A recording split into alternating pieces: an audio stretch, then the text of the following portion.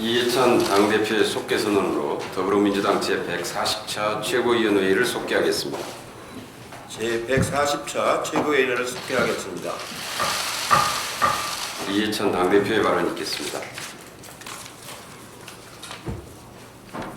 오늘 2학기 시작과 함께 고3을 시작으로 역사적 고교 무상 교육이 첫발을 내딛었습니다. 오늘부터 고3 학생 44만 명은 1인당 75만 학비를 내지 않고 무상으로 고등학교를 다니게 됩니다. 이어 내년에 2학년, 3학년 88만 명, 내후년에는 전학년 126만 명으로 고교 무상교육이 확대가 됩니다. 가계소득이 월 13만 원 증대되는 효과를 가져올 예정입니다. 이를 위해서 재원을 올해에는 지방교육 예산으로 전액 부담하고 내년부터는 국가와 시도교육청이 분담해서 부담을 할 예정입니다. 고등학교 무상교육이 제2의 누리과정이 되지 않기 위해서는 이러한 내용을 담은 법안들이 정기국회에서 반드시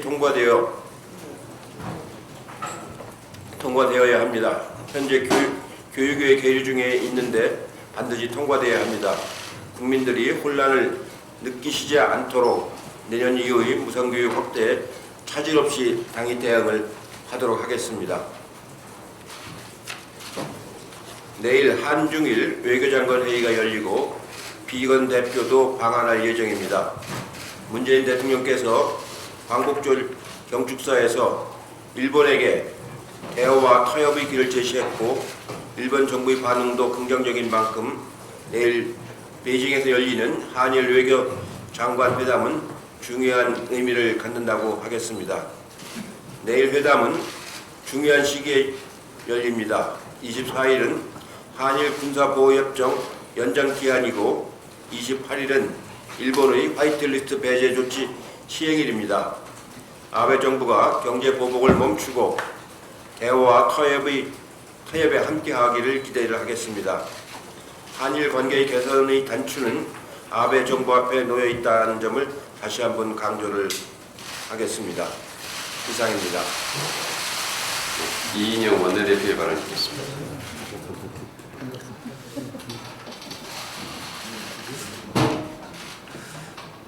자유한국당은 8월 24일 광화문에서 구국 집회를 열겠답니다. 또다시 정치를 국회 밖으로 끌어나가려고 하는 매우 위험한 행동으로 규정합니다. 지난 4월 패스트트랙 지정을 빌미로 국회를 내팽개쳤고 그 결과 국회는 쳇바퀴 같은 정쟁과 파행만을 거듭해야 했습니다. 그런데 또다시 국회를 뛰쳐나가겠다고 하니 국민과 국회에 대한 중대한 도전이고 위협입니다. 우선 한 가지 조언하면 자유한국당이 국회 파행과 정치 파행 그리고 장애투쟁을 시작한 이래 지금까지 자유한국당의 지지율은 지속적으로 하향 곡선을 그렸음을 명심하기 바랍니다. 자유한국당 국회 안에서는 인사청문회의 날짜도 잡지 않고 국회 밖에서는 장애투쟁에만 골몰을 하겠다는 것이 진정한 실상입니다. 오직 국민의 불안을 조장하고 또 국론 분열을 유발해서 정권을 흔들겠다는 생각으로 보입니다. 공당의 눈에 민생과 안보는 없고 국정 실패를 유도해서 반사 이익을 노리고 또 자기의 지지층만 결집하겠다는 행태는 매우 실망스럽습니다. 민생 국회를 외면하고 명분 없는 국정 발목 잡기에 올인하겠다는 것이 아니길 바랍니다.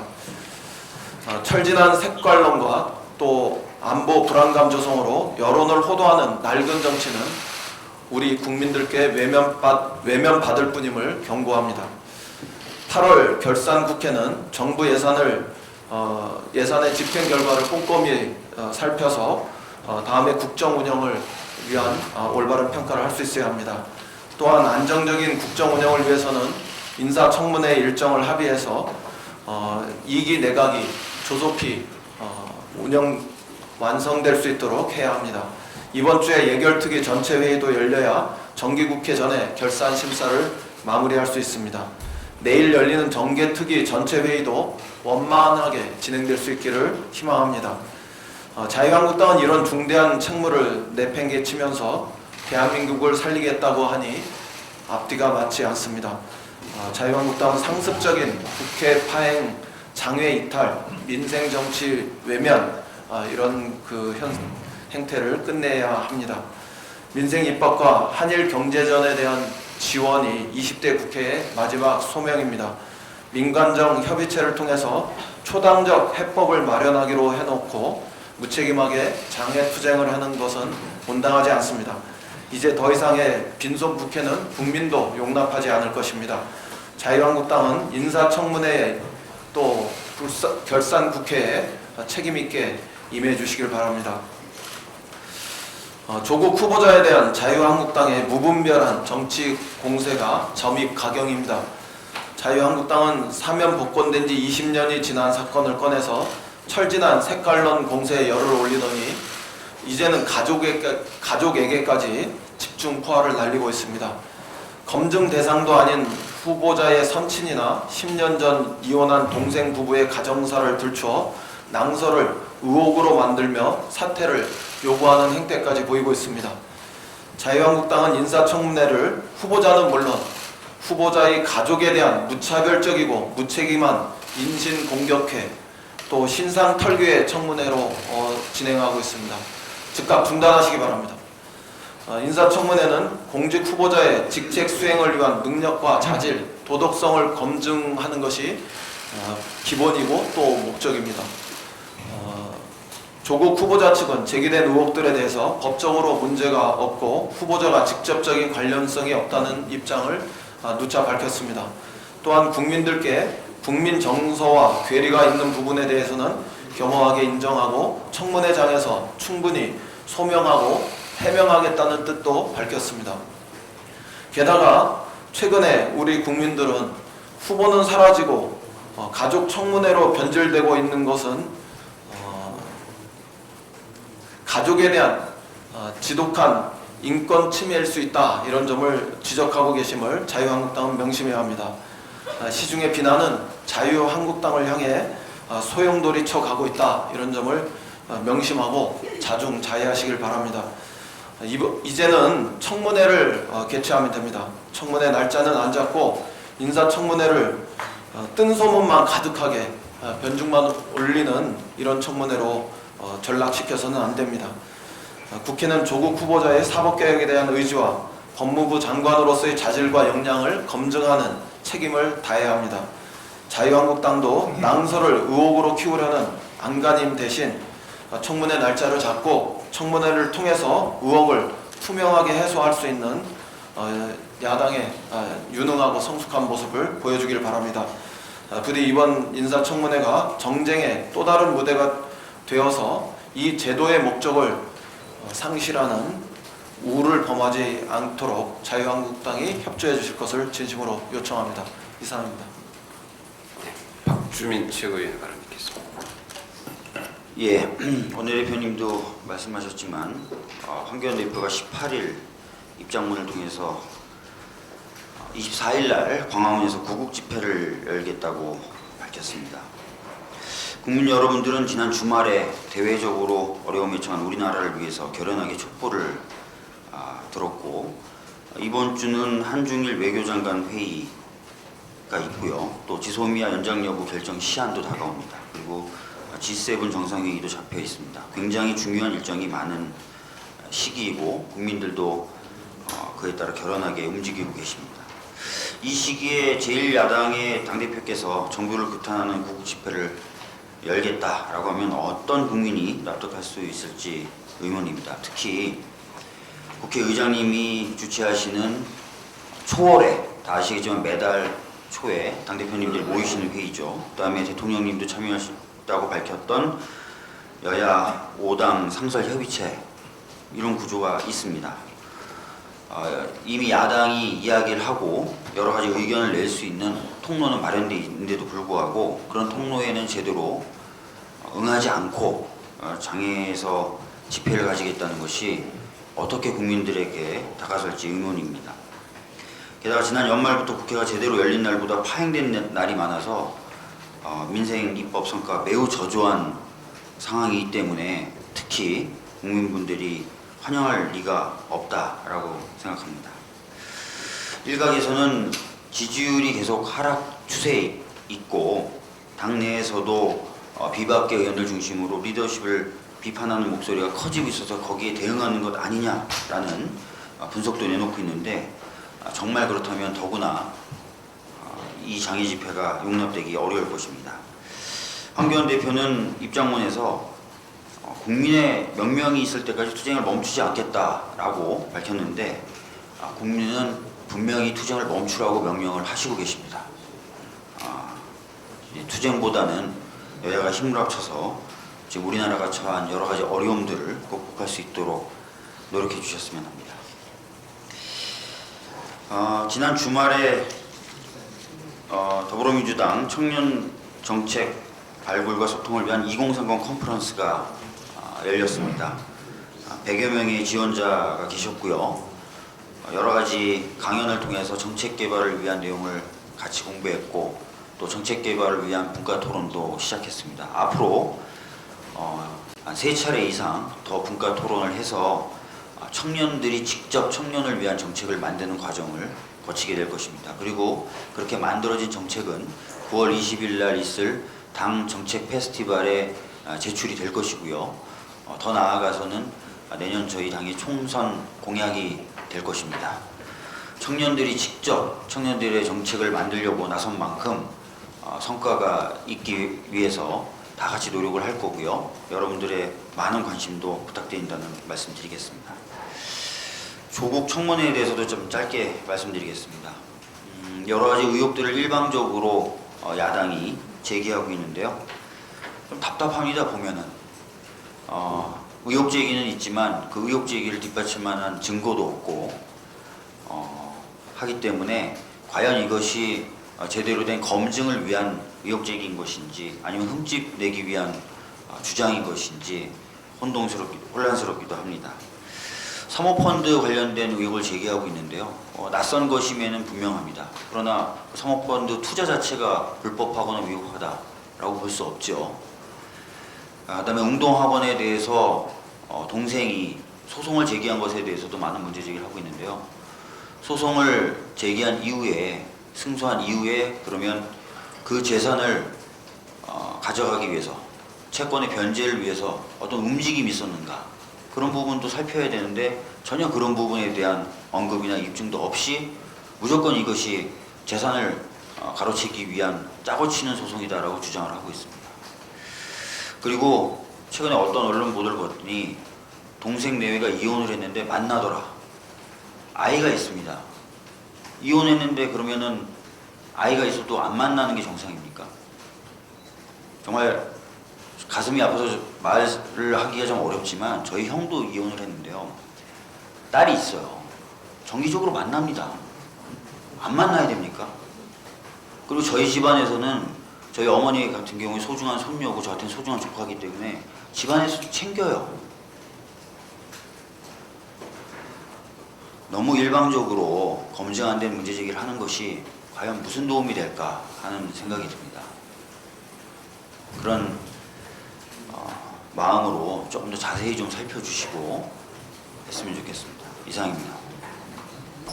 박광원 최고위원의 발언 듣겠습니다. 네, 박주민 최고께서 사실관계와 법률적 측면에서 조국 후보자에 관해서 설명을 드렸기 때문에 저는 정치적 측면에서 좀 살펴보고자 합니다.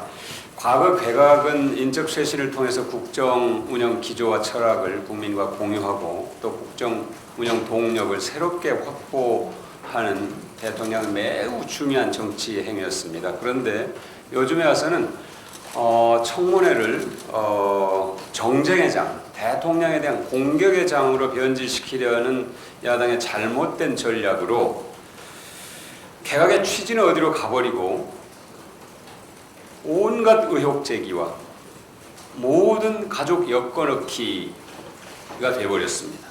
이거 사실상 진흙탕 싸움으로 만들어서 개각의 취지를 몰각시키려는 그런 야당의 의도가 분명하게 있다고 봅니다. 법무장관 후보자는 조국 후보지 동생이 아닙니다.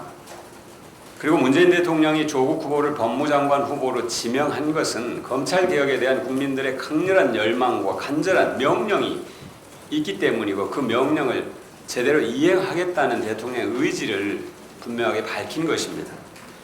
따라서 조국 후보자에 대해서는 검경 수사권 조정, 공수처 설치, 또 법무부의 탈검찰화와 같은 그런 정책에 대해서 조국 후보의 생각이 무엇인지, 철학이 무엇인지, 가치가 무엇인지 검증하는 것이 국회가 할 일입니다. 기본적으로. 그런데 지금 자유한국당은 청문회 날짜를 잡지 않으면서 사실상 회피하고 있습니다. 검증을.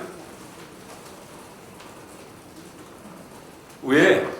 검찰개혁이라는 압도적 국민들의 열망을 반대할 수가 없거든요. 내놓고. 그렇기 때문에 오히려 정책 검증을 뒤로 미루고 회피하고 온갖 의혹 제기로 이 본질 자체를 희석시키려는 그런 명백한 의도가 있다고 봅니다. 매우 불순한 의도죠. 자유한국당은 당당하게 조국 후보자에 대한 정책 검증에 서둘러 나서기 바랍니다. 그것이 최소한 국민들이 책임 있는 야당에 대한 최소한의 바람입니다.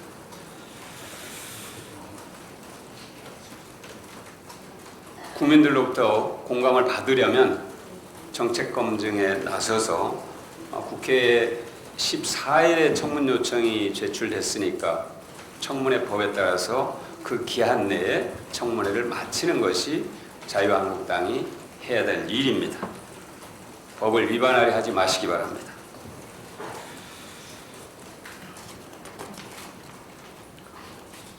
또 두 분 다 말씀하셨습니다만 황교안 대표가 장외투쟁 재개를 선언했습니다.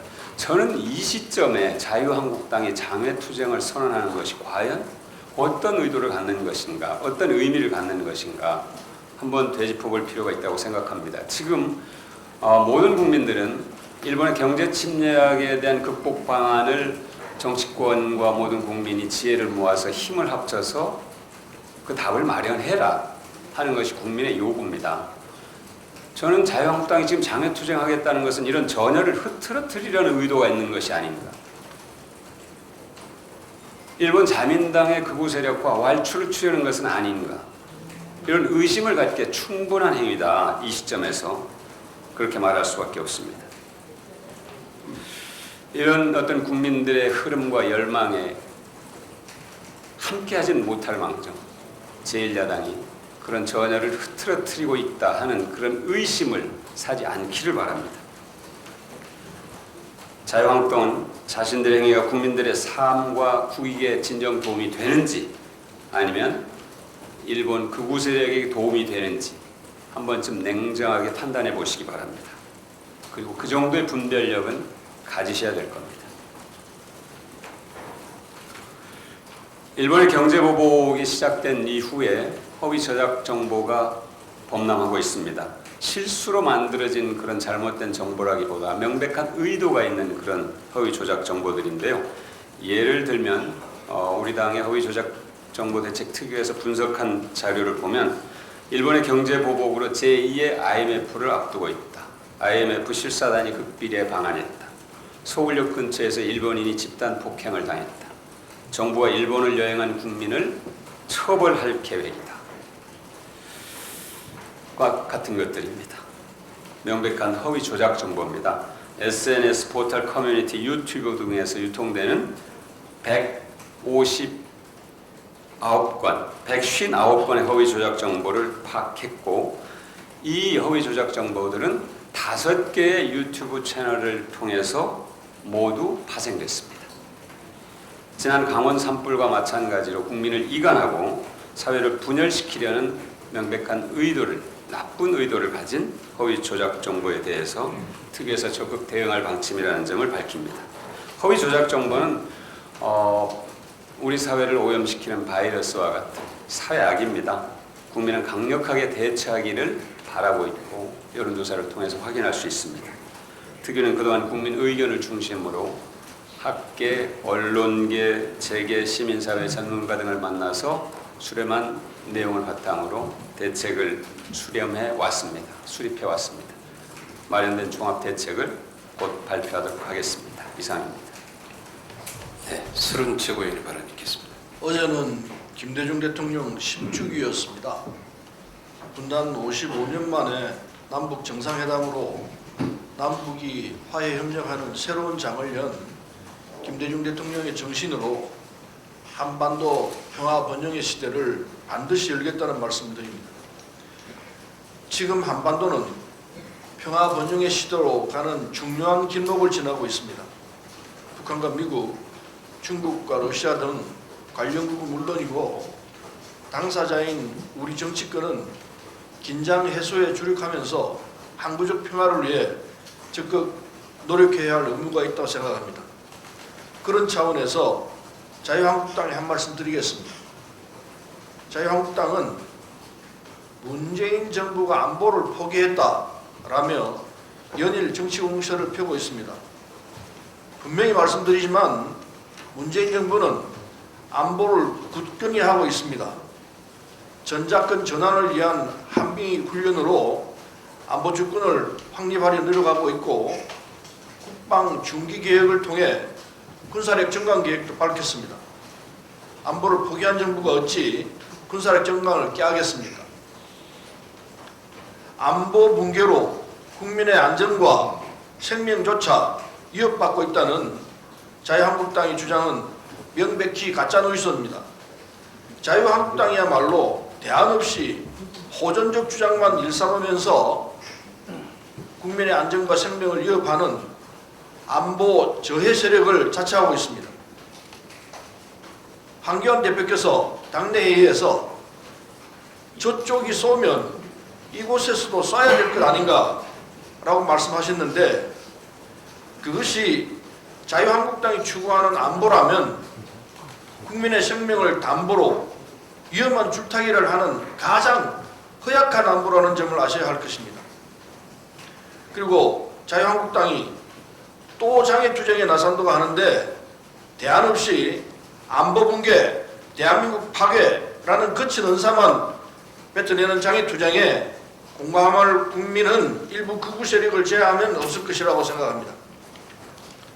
한교안 대표께서 장애투쟁 계획을 밝히며 다른 길이 있다면 그 길을 찾았을 것이라 라고 하셨는데 분명히 다른 길이 있습니다. 국회에서 여야가 함께 손잡고 평화 번영의 길을 위해 노력하는 것이라고 봅니다.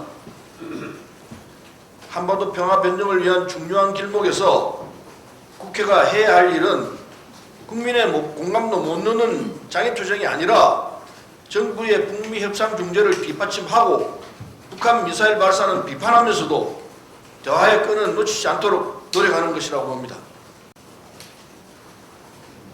자중자애하기를 부탁합니다. 이상입니다. 네, 김혜영 최고위원의 발언 있겠습니다. 일본 아베 정부의 경제 도발이 계속되고 있는 가운데 그린피스는 일본이 원전 오염수 100만 톤을 방류할 수 있다고 밝혔습니다. 이에 우리 정부는 북서태평양 보전 실천계획회의, 런던 협약 및 런던 어정서 당사국 회의, 한일해양환경 교류협력회의 등을 통해 우려를 표명한 바 있습니다. 또한 관련 정보의 투명한 공개와 주변 국가의 사전 협의를 요구하고 있으나 일본은 계속해서 무대응으로 일관하고 있습니다. 2011년 원전 사고 이후 일본은 고준위 방사성 오염수 110만 톤을 저장 탱크에 쌓아두고 있습니다. 이보다 더 심각한 것은 원자로 내에 있는 방사성 오염수입니다.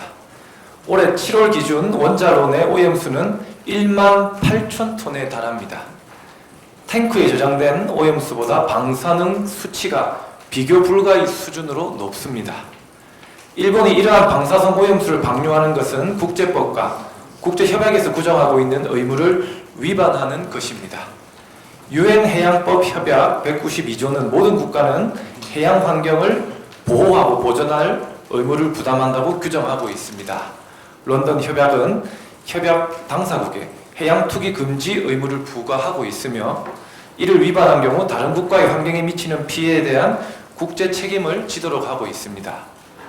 또한 해양 투기에 영향을 받을 가능성이 있는 국가 및 국제 원자력 기구와도 사전 협의해야 할 의무가 있습니다. 실제로 영국이 해결료를 재처리하는 설비 가동을 허가하자 아일랜드는 아일랜드 해에 방사성 물질이 유입되는 것을 우려하여 국제해양재판소에 이를 제소한 사례가 있습니다.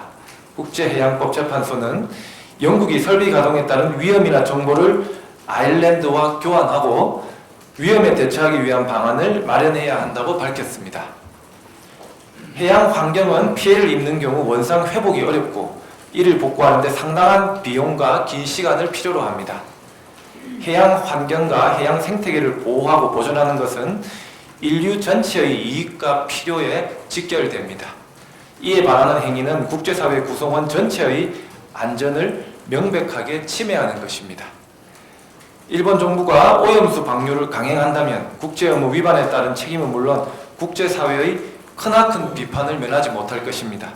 원전 사고의 피해는 장기간에 걸쳐 나타나는 만큼 일본 정부는 주변 국가의 지속적인 모니터링과 공동조사에도 적극적으로 협력할 것을 강력하게 촉구합니다. 더불어민주당과 정부는 다음 달에 열리는 국제원자력기구 총회 런던 협약어정서 당사국 회의 11월에 예정된 한중일 원자력 고위 규제자 회의를 비롯한 국제사회에서 오염수 방류에 대한 문제를 지속적으로 제기하고 주변 국가의 공동 대응 방안을 마련해 나가겠습니다. 유해한 방사성 물질로부터 국민을 보호하는 의무와 권리를 더불어민주당이 앞장서서 지켜나가겠습니다.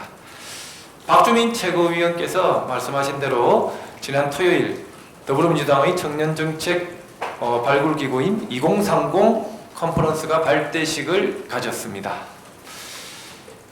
외교 안보적으로 동아시아 질서가 개편되는 그러한 상황이 있습니다.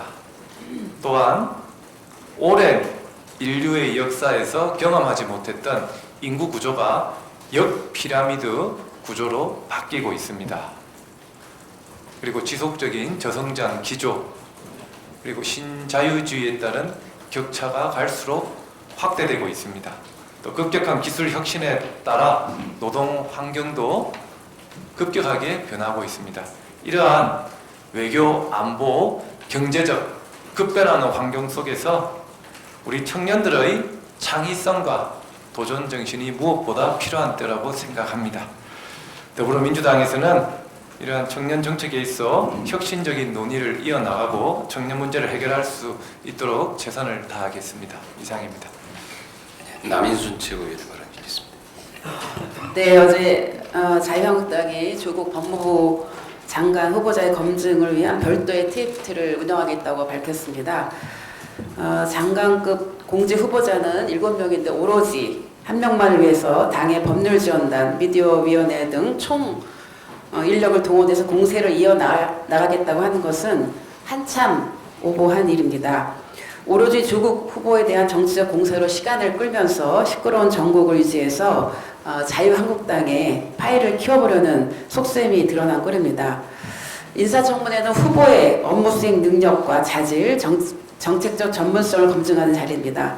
그런데 후보와 상관이 없는 동생과 또 동생의 전부인 그 가족들의 사생활까지 들춰내면서 파상 공세를 이어나가는 것은 정말 청문회의 본질을 벗어나도 한참 벗어난 것입니다.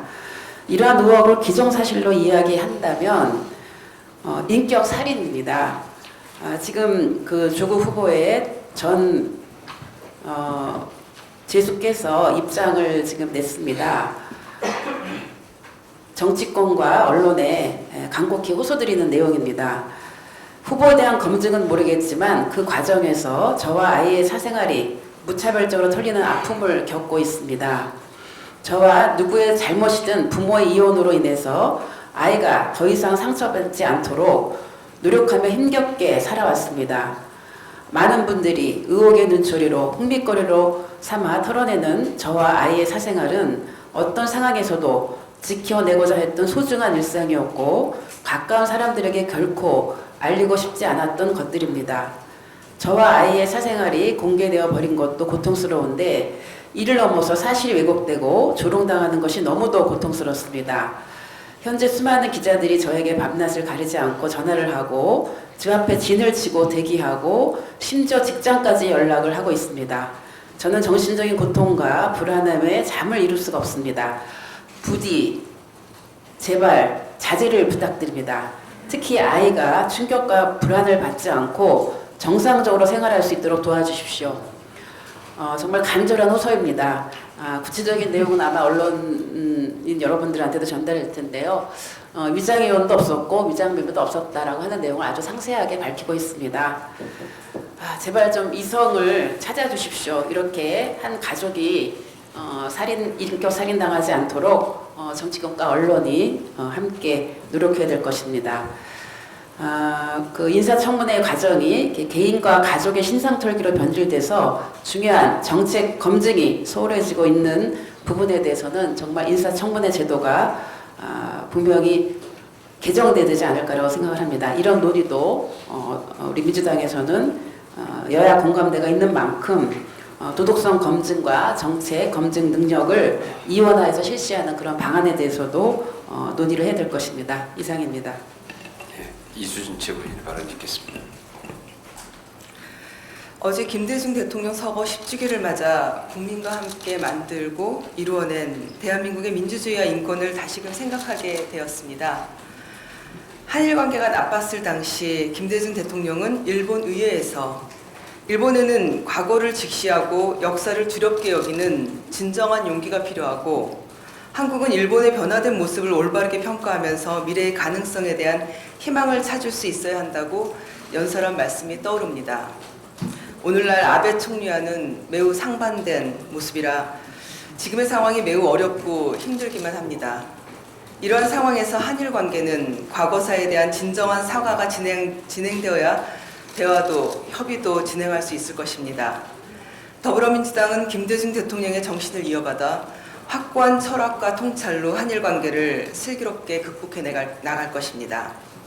한 가지 더 말씀드리겠습니다. 16일 대구 이월드 롤러코스터에서 아르바이트하던 20대 청년의 오른쪽 다리가 레일과 바퀴에 끼어 절단되는 안타까운 사고가 발생했습니다.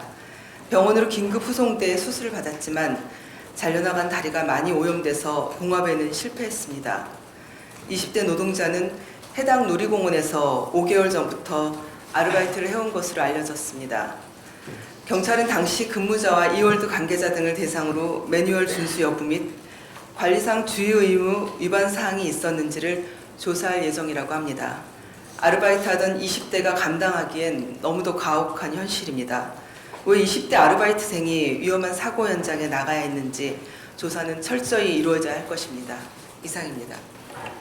이영석 최고위원의 발언 듣겠습니다. 예, 자유한국당 지도부의 역사 인식과 현실 인식이 국민과 너무 괴리감이 큰 것 같아서 몇 말씀 드리겠습니다.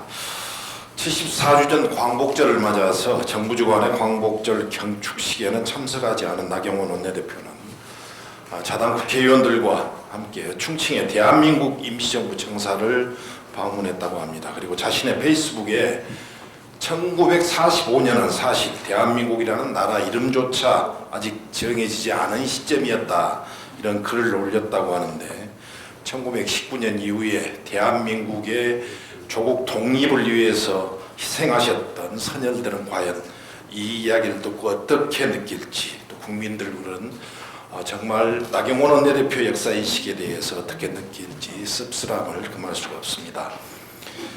또한 자유한국당 황교안 대표는 대권 노름에 취해서 광복절 하루 전날 대통령보다 먼저 국회 로턴드 홀에서 이승만 동상 앞에서 광복절 메시지를 내놓는 무례함을 보이는가 하면 DJ 김대중 대통령 10주기 추도식에 참석해서는 한 장의 사진을 들고 나와서 정치복은 없었다라는 이런 이야기를 꺼냈습니다. 1700만 시민들의 숭고한 촛불혁명을 단순한 정치보복으로 이렇게 폄훼하고 치부하는 망언을 일삼고 있습니다. 자유한국당 지도부가 석 달 만에 다시 장외투쟁을 하겠다고 합니다. 장외투쟁에 나서기 전에 자신들의 역사인식 그리고 현실인식에 대한 당내 정리부터 하시기 바랍니다. 이상입니다. 예, 이상 모두 발언을 마치고 지금부터 회의를 비공개로 전환하겠습니다. 언론인 여러분들의 협조를 부탁드립니다.